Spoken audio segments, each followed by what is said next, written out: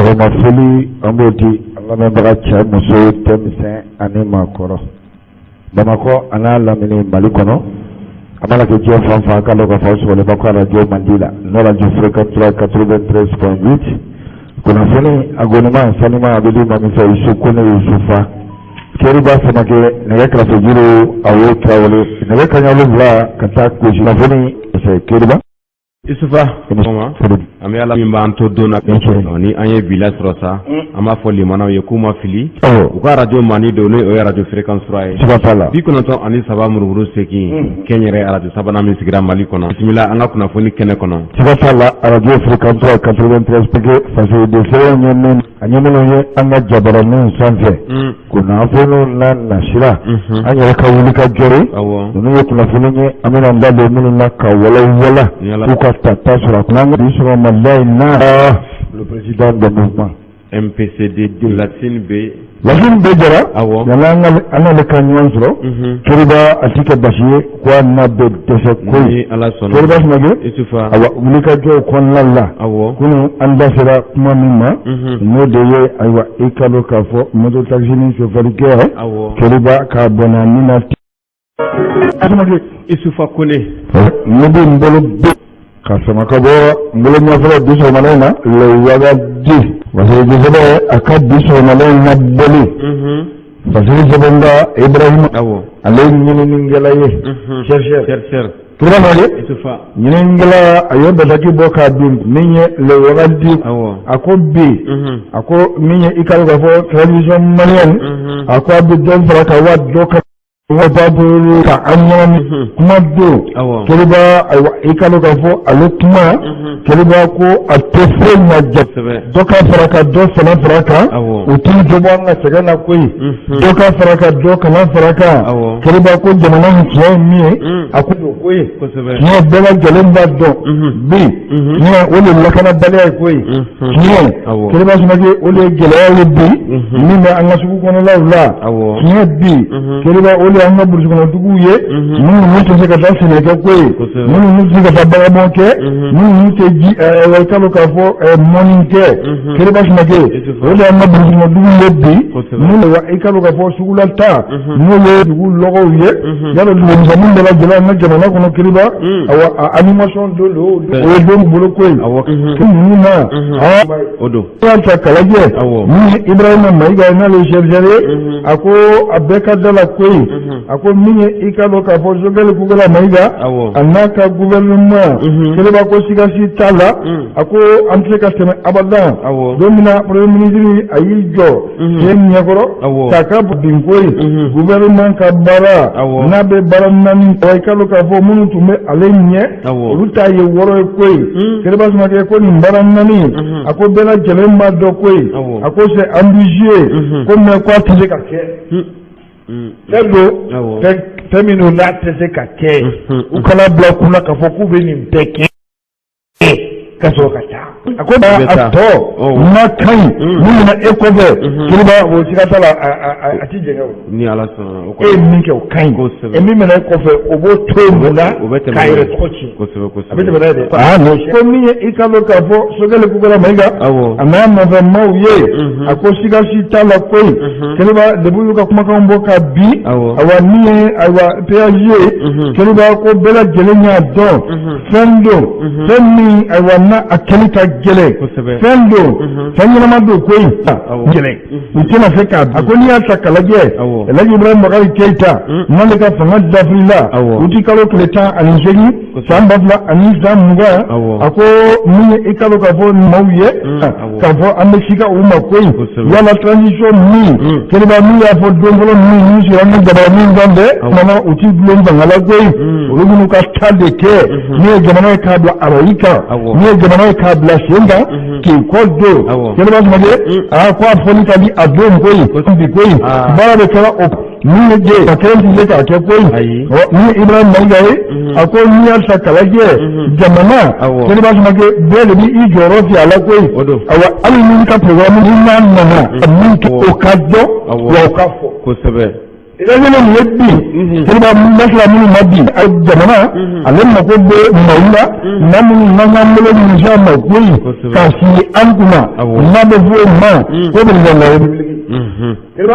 akwai transition akanya kananya abone mbara fulani sikatola niye aywa ikalo babo nijiye niye aywa amu muzamu ba manala ko gulan ko nyabo jona ka transition ka enzigi na manyi ko shi jamana kuma yemin damine makai ko bite na so o koni wa ka to ko osebe doral isufa elirango wamiye ikalo gabo jogal bugula maiga anaka nyabo mawdi keriba ko baraji tenal be transition bo niye o barake kayira jamana denna kun gadala ka fo yutuma ngeze na ko fo ale se ka fama ka ni transition sama ngeze ale be na de aku jino ka la jebbe ko ko na ma flami ka la jeya keriba ako de ikalo ka fo president sigi fali fani ka be le wadi ko awo akabbi bani Sheikh Ibrahim Maiga ni yale ka foli wala foli wasuna ko ka akata kene mo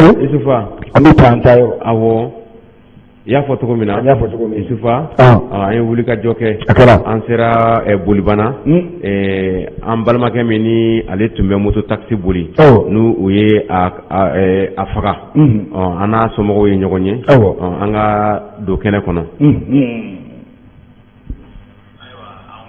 ka se bolibana an balimakɛ min ni bingani kɛra ɲɛsina ma fɔ a tora la an nana u yɛrɛ ka denbaya kɔnɔ bi i n'a fɔ kunun ko an ye a kɔrɔkɛ ka kumakanw lamɛn donc an b'a fɔ kɔrɔkɛ ko salamu alaikum. Walaikum salam. I bɛ se k'i tɔgɔ ni jamu f'an ye. Ne tɔgɔ Ali Sako. E ye dɔnbagatɔ mun ye? N'a kɔrɔkɛ de. I bɛ se k'a tɔgɔ n'a jamu f'an ye. A tɔgɔ Amadu Sako. Fa kelen ba kelen. Awɔ mɛ fa kelen ba kelen. Aw ka quartier i bɛ se ka quartier in tɔgɔ fɔ ka ɲɛ. Wolofabugu Bolibana. Wolofabugu Bolibana. Awɔ Maliba yɛrɛ kɛrɛfɛ. Kari laban. An bɛ nɔ quoi. Ayiwa an nana denbaya yɛrɛ kɔnɔ yan. An nana dugawu dɔw fana kɛ ka an ɲɛ jɔ aw la. An y'a mɛn k'a fɔ ko banbagatɔ yɛrɛ ba fana bɛ yan. An bɛna a fana ɲininka. I bɛ se ka i da tu waleya ninnu na dɔɔni an ye dayankuran damadɔ ko in donna cogo min na fo ka na se bi la. Donc maintenant ko in tɛmɛna cogo min na depuis ni a bɔra yan nɔ vendredi sufɛ yan nɔ parce que a ye moto de ta depuis 20h la a bɔra taara Dasalam a nana yan. A tun bɛ Sidu in kɔnɔ yan. Oui a bɛ Sidu in kɔnɔ parce que a bɛ boli nɛgɛ sufɛ donc matin na ne dugu jɛra waati min na a bɛna moto jɔ maintenant a y'a ye a bɔra parce que a ko depuis 2h du matin ani dɔ de tun bɛ kuma la yan nɔ o ko 2h du matin ale y'a wele o y'a sɔrɔ a bɛ ka a ye dɔ ta ka bɔ n'o ye a y'u tɛmɛna yan gidɔrɔn fɛ ka taa fɔ Amdalaye Sela a bɔra Amdalaye Sela k'a bɛ taa Sirakɔrɔ nɛgɛ tana donc sisan a taa ni i sara o la k'a bɛ taa Sirakɔrɔ wa. Non a ma sara n na mais dɔ de y'o fɔ an ɲɛna parce que o y'a wele o tun bɛ ba kɔfɛ o y'a wele o ka kan n'a ta ya ko n'a taara Sirakɔrɔ nɛgɛ tana a b'a to yen. O y'a client dɔ ye. O y'a client dɔ ye. Aw tɛ o client in dɔn. Non an t'o kɛ bon o client in o nana mais a taa ni client min an t'o dɔn parce que mɔgɔ y'a fɔ ko u y'u siɲɛ fɔlɔ k'o client ye ya o mɔgɔ finma kɔni don parce que o de tun b'a kɔfɛ donc o de taara n'o AC la ya après a taa fo Sirakɔrɔ nɛgɛ tana bon nin ko in ka sɔrɔ ta k'a la yen nɔ ko in kɛra la ka bɛn an 3h du matin 4h kɔnɔ a kɛra ten tɔ. Donc kɔrɔlen a tun bɛ olu wagati ninnu se boli la. Oui kuma dɔ la a bɛ taa se fo 5h du matin na ne 5h du matin sera ou kuma dɔ a bɛ tɛmɛ 5h du matin a bɛ taa fo 6h yɛrɛ n'a nana 6h a bɛ moto jɔ o la a bɛ don ka da parce que a ko jour nɔgɔla ale tɛ moto boli parce que n'a bɛ mo tile kɔrɔ a nu jeli de bɛ bɔ quoi nu bɛ ci a jeli de bɛ bɔ donc a ye tile kɔrɔ boli a y'o jɔ k'a b'a bɛɛ kɛ su filanan fɛnw na a bɛ ten. Aw ma jateminɛ kɛ walima aw ma sɔmi n'a sɔrɔ bɛnbaliya tun b'a ni sigiɲɔgɔn dɔ cɛ ou bien a jɛɲɔgɔn dɔ ni ɲɔgɔn cɛ. Bon kuma na suran na ou bien a ko mercredi passé kan ni mɔgɔ saba tun bɛ ɲɔgɔn na kan olu tun bɛ siɲɛ ta la. quartier kɔnɔ yan. Ayi quartier kɔnɔna tɛ parce que n'o yɛrɛ kuma fɔ ne mama ye mais ne ba m'o fɔ ne yɛrɛ ɲɛna donc olu tun bɛ siɲɛ ta la olu y'a fɔ a ɲɛna k'a wele k'u b'a faga. u y'o fɔ a ɲɛna ko a b'a wuli k'u b'a faga maintenant a nana fɔ ne yɛrɛ mama ye ko u y'o fɔ donc ale ko n'o don a ka moto taxi boli la k'a jɔ a ko non non k'olu tɛna se ka foyi k'a la maintenant vendredi ko n ka sɔrɔ a sɔrɔ o la. O tigiw dɔnnen tɛ hali sini. non an ma segu tugu dɔn mais an kɔni bɛ an enquête la fɔlɔ an ma segu tugu dɔn. bɛ enquête la. ayiwa janaja aw y'o kɛ ka ban o bɛɛ kɛra yɔrɔ jumɛn na. janaja a kɛra sifila da la. sola baya dɔrɔn ka da la a kɛra yen nɔ quoi. a kɛra lundi passé. n'o ye kunu ye janaja kɛra o la. maintenant polisilaka minnu bɔra kalama yala olu bɛ ka enquête kɛ wa. bon o kɔni ko k'u bɛ enquête kɛ. polisiso jumɛn y'o fɔ aw ye. 13e arrondissement olu y'o fɔ quoi. k'u bɛ enquête kɛ. a don ni bi cɛ u ma kunnafoni di aw ma fɔlɔ. bon u kɔni taara u ye kumakan minnu sɔrɔ kuma la. ko mɔgɔ minnu cɛra la. komi i n'a fɔ mɔgɔ 5 a b'a essayer k'a défend olu bolo. a essayer k'a défend olu bolo parce que olu commencé k'a point di o jeli a dɛsɛ. jeli kɛra a dɛsɛ sa waati na u ka sɔrɔ ka égorger quoi ka sɔrɔ ka kan tigɛ. c'est ça. donc e y'a ye ɲɛ la. oui ne taara Morugula ne yɛrɛ ye parce que ne ti wari saba ka lajɛ k'a fɔ olu de lajɛ très bien même k'a sɔrɔ a cas yɛrɛ tigɛlen don puis ka sɔrɔ ka yayɔrɔ 2 o b'o la fɛnɛ wa mariki bɔ a kɔ fɛnɛ la fɛnɛ c'est ça.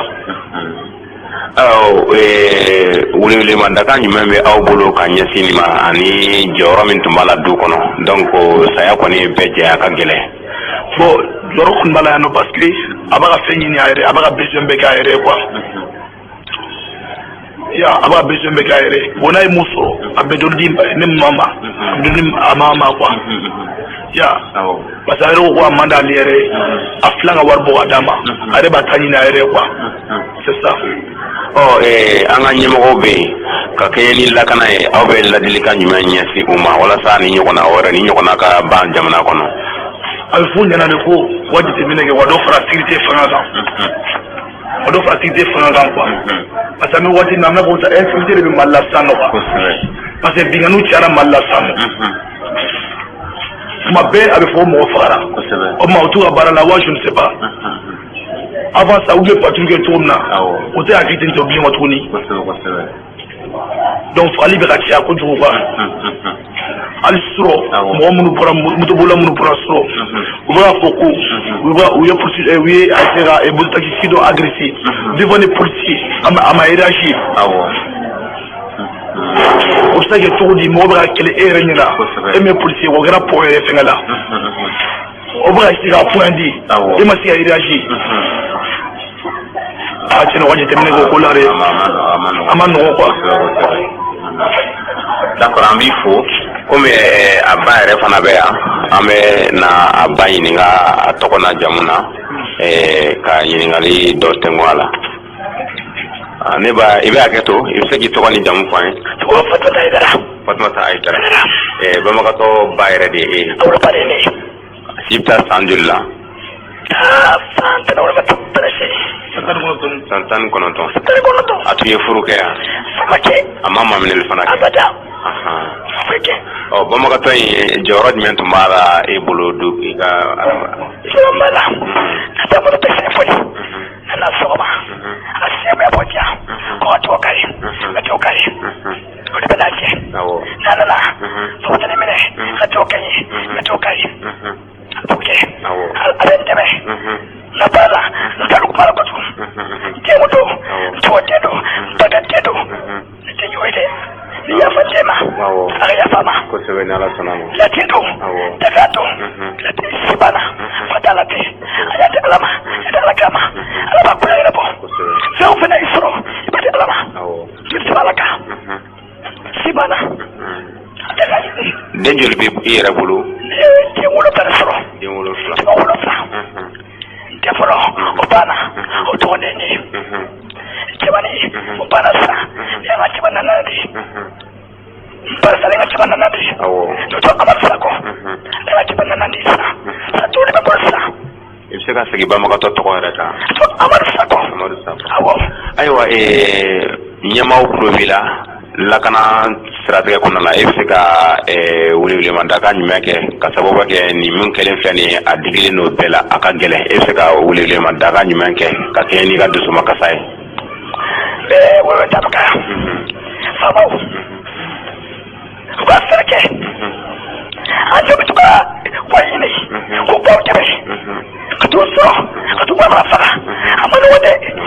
fɛn ala ni da ma ko tɛ dɛ a tɛ jɔ minɛ k'a faga jagoya a bolo fɛn dɔ fɛ e tɛ dɛ a ma nɔgɔ dɛ ale masa min ye a to yen dɛ julo ju ni y'a to masa t'a to yen ale bɛ sanfɛ masa tɔgɔ jabaru wayitu masa tɛ ne ala tɛ dɛ maa ma ye fɛn fɛn kɛ dibira ala ɲɛ b'i la ni ko in a y'a di ala de ma a tɛ se foyi foyi kɔrɔ den a tɛ ala tayɔrɔ la ala y'a fana ma a ye tɔgɔ sirisu a ye jarikɛ kɛ ne ye tɔgɔ jaabi a bɛ sɔn kira a sɛgɛnna ne ye kɔjɛ ta n'a ye sɔrɔ n b'a di ala ma ne ye nimara jɔn ye fɛn foyi tigɛ ni mutumu tigɛ sɔgɔ n'a ye sɔrɔ a faga laturu don sɔgɔ kɔnɔ la i ka taga ye ne nimara la ale tɛ diya a taa n'a ye ɲafara a ka yafa nama a ka taa ne ma ni den sirisu de a ma gɛrɛ cɛ wala den kɛ a tɔɔrɔ a ka cɛ a ka yɛrɛ ka kan ni yafa tɛ ma a ka yafa nama sɛbɛsu bɛ a ka bɛn yɛrɛ kɛ kan a ɲɛfɔ bɛɛ jɛma a ka sakuma lafiya o ne ka sakuma ye asalamualeykum wa rahmatulahi wa barakatuh. An balimamuso b'an kɛrɛfɛ balimamuso salamu aleykum. Waaleykum salam. I tɔgɔ ni jamu. Ne tɔgɔ madame Kulubali Mariam Traoré. Banbagatɔ e mun de don. Ne cɛ dɔgɔnin de don. E cɛ dɔgɔnin de don. Awɔ. Dusukun kamikami jumɛn b'e la ka kɛɲɛ ni i nimɔgɔkɛ ka ntanyali nin. Dusukun kami b'anw na vraiment an b'a ɲini autoritéw fɛ k'a ɲini présidentielle la vraiment nin ko minnu bɛ ka kɛ nin olu ka gɛlɛn fagali sugu dɔ ma dɛ a ka gɛlɛn fagali sugu dɔ ma a n'a fɔ ko an bɛ nord crise la k'a fɔ an yɛrɛ dama fana tɛ ɲɔgɔn to yan a ma nɔgɔn dɛ k'i hadamaden ɲɔgɔn minɛ k'a faga bolofɛn nɔfɛ k'a da k'a sɛ kantigɛ tiɲɛna a gɛlɛyara dɛ a gɛlɛyara nka a ma gɛlɛ ala yɔrɔ an y'a di ala ma ala b'a kiti tigɛ tiɲɛ yɛrɛ la ala b'a kiti tigɛ fana tuguni a tɔɲɔgɔn bɔra fana n'a bɛ ka dusukasi yira k'a yira vraiment ko min kɛra autorité ka bɔ k'an dɛmɛ an ka nin ko kɛlɛ kɛ an ka nin ban ni tɔ sama ban sanga fo tɛ ban dɛ an bɛɛ ka wuli anw musolakaw minnu dadigi bɛna k'an na n'a fɔ sarasimusow dadigi kɛr'u la u cɛw bɛ banna n'a fɔra tuguni k'a fɔ an cɛw n'an dɔgɔninw k'olu fana ka manamana faga ta kumoro taxi nɔfɛ k'u faga tiɲɛ na an b'a ɲini aw fɛngɛw journalistiw fɛ a jɛnsɛn diɲɛ fan bɛɛ fɛ faamaw ka wuli u k'u jɔ nin ko in na dan ka kɛ nin ko la sinon laban kɛkɛ civil Mali la an tɛ ala deli la an b'a ɲini an ka jamana ka suma a ba ka sigi o de ka d'an ye an b'o de ɲini ala fɛ ka ɲini kira fɛ ka ɲini aw yɛrɛ fɛ cɛnin yɛrɛ dugawuden don a bɛ bɛɛ bonya sigida la mɔgɔ si tɛ yen o bɛ se k'a fɔ k'a ye nin kɛ n na o tɛ sigida la a bɛ kɔrɔ bonya a bɛ kɔrɔkɛmuso bonya maa si a ka basi ma se mɔgɔ si ma nka ala de bɛ jɔn bɛɛ sacogo dɔn an tun tɛ ala deli a la a ka sa tan cogoya la nka an y'a bila ala ka minɛn kɔnɔ ka ala minɛ n'a ye mashallah an y'a d'a tigi ma an hakilila sigira. Ayiwa aw y'a di ala ma nin tanyali kɛra cogo min na an bɛ se k'a fɔ ko diɲɛ bɛɛ bɔra kalama nka a daminɛ ni bi cɛ est-ce que famalakaw nana aw fɛ yan wa ka na aw ɲɛ jɔ aw la wa. A famalaka si mana an fɛ ka na ɲɛ jɔ an na moto taxitigiw de wulila k'a toro se toro olu bɛ bɔ u bɛ masi kɛ k'a yira autoritéw la tiɲɛ na uniforme b'u la nka o tɛ k'a ye u bɛ k'u ka sariya baara mun kɛ olu ɲɛ to o la u wulila u ye masi kɛ sisan u y'u kursi ka na yan nɔ k'u bɛ ka nin mun kɛ ko a man ka kɛ parce que u y'a yira k'u dusu kasilen de don u bɛ mun ɲini u ka kɛ o tɛ ka kɛ o la u wulila k'u ka dusukasi yira u ma dabɔ ka tiɲɛni kɛ u ma dabɔ ka dusukasi fara dusukasi kan quoi u y'a ɲini de ye u ka wuli u ka sariyaw baara k'a kɛ sinon faama si ma s'a ma yan an ma président ye an ma ministre ye an ma gouvernement mɔgɔ si ye hali an polisiw ma na k'a fɔ k'u bɛna foli kɛ yan mɔgɔ si ma na tiɲɛ yɛrɛ la o digira n na o fɛngɛ n'an na kojugu awɔ hali maire yɛrɛ ma se an fɛ yan awɔ. I tɛ jaabi la. A balimamuso e tɔgɔ ni jamu. Ne tɔgɔ Suma Damini. Suma e mun ye tun ye banbagatɔ ye. Ne dɔgɔkɛ de don. Dɔgɔkɛ de don. Awɔ. Dusukun kamikami jumɛn b'e la bi. An kɔni an dusu kasilen don dɛ. an tɛ su kasilen no tiɲɛ yɛrɛ la hali k'a dan an dɔgɔnin minnu dɔgɔnin ɲɛnama a bɛ bɛɛ bonya a bɛ kulonkɛ kɛ bɛɛ fɛ wa a ka silamɛya ka bon n'o fana bɛɛ ye denmisɛnnin ɲuman don hali n'i ba ma karisa hali n'a bɛ sunɔgɔ la n'i y'a lawuli tan bila nin yɔrɔ la a b'i ta a bɛ t'i bila i teriw fara i yɛrɛ kan n'u fɛn fɛn nana n'u ko tan bila yɔrɔ ma a bɛ t'i bila n'i y'a fɔ ko wari ma a b'a fɔ ko ayi k'i ka esansi sɔngɔ di a bɛ togo min so kɔnɔ kɛnɛ ma fɛnɛ a bɛ ten tɔ bɛɛ de bɛ k'a ka ɲumanya fɔ a ko ni ka jugu ma foyi ma fɛn o ma fɛn kɔnɔ yan nɔ an balimakɛ min don ɲuman de don n'a fɔra ko k'o wele tan ka t'o manamana faga faamaw ma wuli ka s'an ma an ɲɛ ma da faama kelen kan an bɛ commune 3 la hali commune 3 mairie an ɲɛ ma da ka tiɲɛ na an dusu kasilen don an bɛ a ɲini faamaw fɛ u ka wuli u k'an dɛmɛ nin ko in na wa moto taxitigi minnu bɔra bi fɛnɛ ka n'u ka dusuma kasi jira an na k'u bɛ marche kɛ a fɔra ka marche to yen ko autorité ka autorisation ka d'u ma sanni autorisation ka d'u ma u tatɔ s'u ye dɔw ka moto minɛ fɛnɛ